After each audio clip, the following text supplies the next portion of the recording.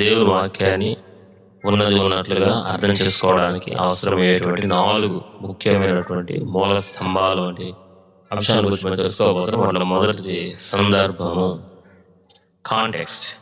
ఇంగ్లీష్లో context is king అన్నారు. అంటే సందర్భమే రాజు. సందర్భం రాజు లాంటిది. ఒక రాజు ఎలాగైతే సైన్యానికి ముందుండి నడిపిస్తాడు యుద్ధ సమయంలో, అదేవిధంగా సందర్భం కనుక మనకు అర్థమైతే, సందర్భాన్ని కనుక మనం పట్టుకోగలిగితే సందర్భమే మనల్ని ముందుకు నడిపిస్తుంది. తద్వారా రచయిత ఉద్దేశించినటువంటి ఆ ఉద్దేశాన్ని మనం పట్టుకోగలం.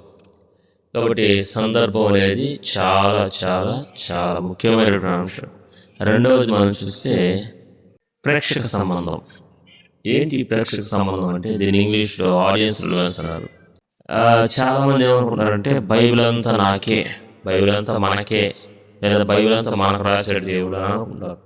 But Bible was not return to us but for అస్.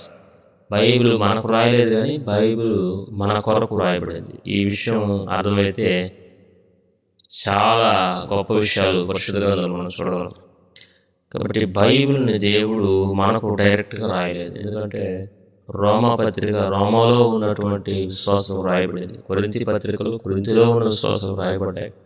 విధంగా మనం చూస్తూ పోతే ప్రతి ఒక్క పుస్తకం బైబిల్లో ఆనాడు నిజంగా సజీవంగా మరి జీవించి శ్వాసించినటువంటి వారికి రాయబడింది.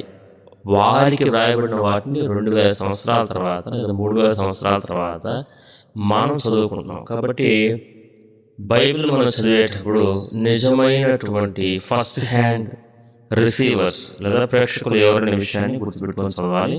అప్పుడే మనకు ఏ వచనాలు వర్తిస్తాయి లేదా మనకి ఏ విషయాలు వర్తిస్తాయి అనే విషయం మనకు అర్థమవుతుంది. ఇక మూడవది మనం చూస్తే కల్చరల్ బ్యాక్గ్రౌండ్. బైబిల్ని చదివేటప్పుడు అనేక మంది విస్మరించేటువంటి మనకు ముఖ్యమైన విషయం ఏంటంటే సంస్కృతి. ఇప్పుడు నేను భారతదేశంలో పుట్టాను. నేను బైబిల్ చదివేటప్పుడు ఇండియన్ కల్చరల్ వ్యూలో చదువుతాను. అదే అమెరికాలో పుట్టిన వాళ్ళు అయితే అమెరికన్ కల్చరల్ వ్యూలో చదువుతారు. అదే ఆఫ్రికాలో పుట్టిన వాళ్ళు ఆఫ్రికన్ కల్చరల్ వ్యూలో చదువుతారు.